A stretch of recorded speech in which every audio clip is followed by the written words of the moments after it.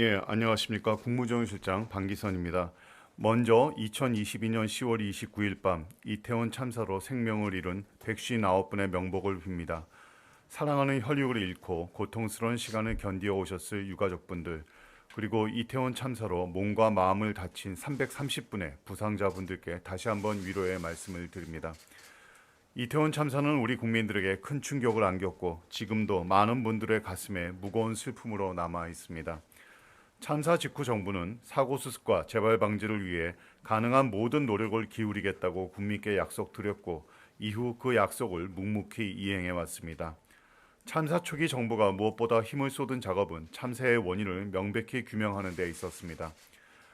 경찰은 특별수사본부를 설치하여 500명이 넘는 인원을 투입하여 사건을 면밀히 수사하고 그 결과를 투명하게 공개하였습니다. 검찰 보강 수사를 통해 서울경찰청장을 포함한 23명이 기소되었고 그중 6명이 구속되었습니다. 정부가 원인 규명만큼이나 힘을 쏟은 또 다른 작업은 피해자 지원이었습니다. 정부는 이태원 일대를 특별재난지역으로 선포하고 국가애도기간을 지정하였으며 전국에 합동분향소를 설치하여 참사 희생자들을 추모하였습니다. 장례 기간 동안 대통령님을 필두로 여러 국무위원이 수차례 합동분향소와 사고 현장을 찾아 희생자들의 명복을 빌었습니다. 유가족마다 전담 공무원을 배치하여 장례를 성실껏 지원하였습니다. 이어 행정안전부가 12구 참사 피해자 지원단을 설치하여 유가족 지원 실무를 전담토록 하였습니다.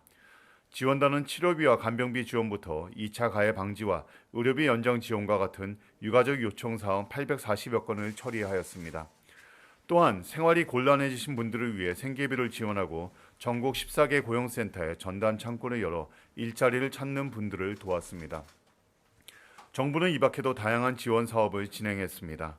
이태원역 1번 출구에 현장 추모시설 조성을 지원하고 15구 기업과 안전의 길이라는 명예의 도료명을 참사 현장에 부여하였습니다.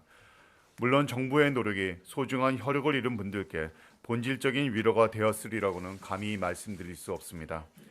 다만 정부가 최선을 다하고자 충심으로 노력했다는 점만큼은 여기 계신 기자분과 또 국민 여러분께 꼭 말씀드리고 싶었습니다. 정부가 섬세하고 성실하게 이번 참사의 수습에 임하고자 하였다는 점 역시 말씀드리고 싶습니다.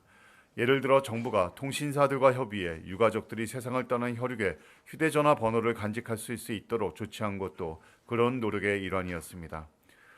오늘 제가 정부가 취한 그간의 조치에 대해 이처럼 소상히 말씀드리는 것은 오늘 국무회의에서 의결된 이태원 참사 특별법안 제2요구안과 관련해 국회와 국민 여러분께 간곡하게 드리고 싶은 말씀이 있기 때문입니다. 모두 아시는 것처럼 이 법안은 지난 1월 9일 야당 단독으로 국회를 통과하였습니다. 만약 이 법안에 진정으로 유가족과 피해자들을 치유하고 재발 방지에 기여하는 내용이 담겨 있었다면 정부가 누구보다도 더 환영하였을 것입니다. 하지만 안타깝게도 이번 법안은 헌법의 정신을 어긋날 뿐 아니라 국민의 기본권을 침해하고 사회의 분열을 심화시킬 우려가 큽니다.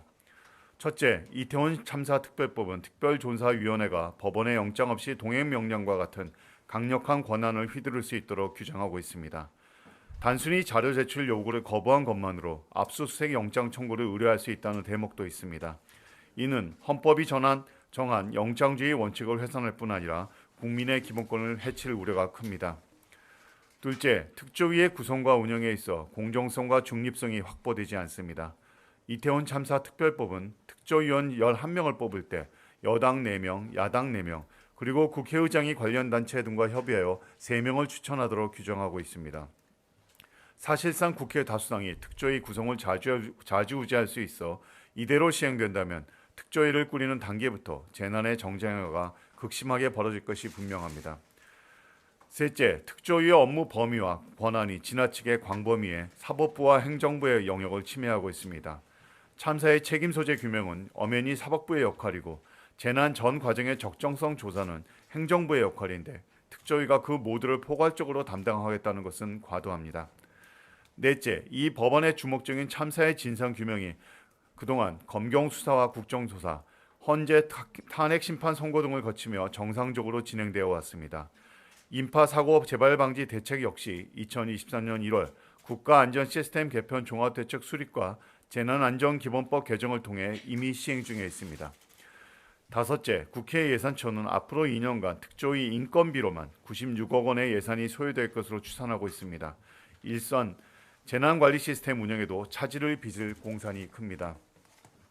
이와 같은 이유로 정부는 야당이 단독 처리한 이태원 참사 특별법이 근본적인 문제를 가진 법안이라고 판단하고 있습니다.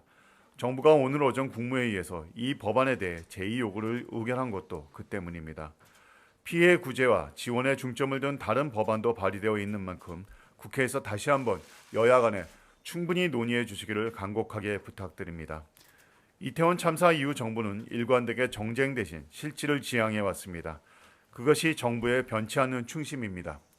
이제 정부는 더욱 낮은 자세로 더욱 치열하게 같은 목표를 추구해 나가려 합니다. 그 첫걸음으로 정부는 유가족과 협의하여 12구 참사 피해 지원 종합대책을 범정부적으로 수립하고 추진하고자 합니다. 이를 통해 피해자에 대한 실질적 지원 그리고 희생자에 대한 예우와 추모에 온 힘을 집중하겠습니다. 우선 피해자의 생활 안정을 위한 지원금과 의료비, 간병비 등을 확대하겠습니다. 또한 진행 중인 민형사 재판 결과에 따라 최종 확정 전이라도 신속하게 배상과 필요한 지원을 실시하겠습니다. 또한 다양한 심리 안정 프로그램을 확대해 피해자의 일상 회복을 더욱 세심하게 지속적으로 돕겠습니다. 참사로 인해 신체적, 정신적 피해를 입은 근로자에 대한 치유 휴직도 지원하겠습니다. 이와 함께 이태원 지역을 중심으로 더욱 다양한 경제 활성화 대책을 시행하고 구조, 수습 활동 중 피해를 입은 분들도 두텁게 지원하겠습니다. 또한 유가족과 지방자치단체와 협의하여 희생자들을 기릴 수 있는 추모 시설도 건립하겠습니다. 정부는 이러한 내용을 차질 없이 추진하기 위해 국무총리 소속으로 가칭 12구 참사 피해 지원 위원회를 설치하여 운영할 계획입니다. 유가족과 피해자 한 분 한 분에게 다시 한번 위로의 뜻을 전합니다. 부디 국민 여러분께서 정부의 고민을 헤아려 주시길 간곡히 부탁드립니다. 감사합니다.